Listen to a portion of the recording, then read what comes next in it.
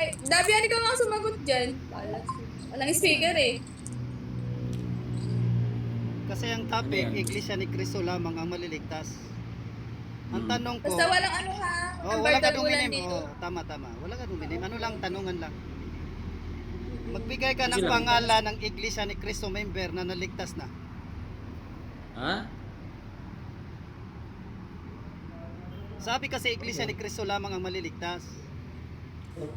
Ngayon, magbigay ka ng isang pangalan ng Iglesia ni Cristo member ay naliligtas.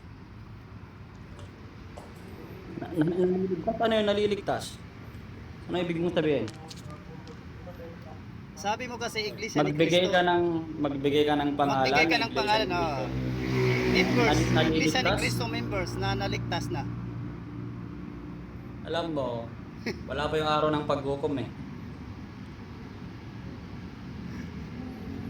Paghukom na ba?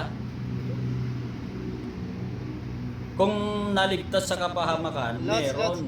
ang ano ko, yung pangalan, magbigay ka kahit isa lang. Alam mo, ako, nung nakaraan, muntik ako madisgrasya eh. Kaso naligtas ako. Ako si Dabian.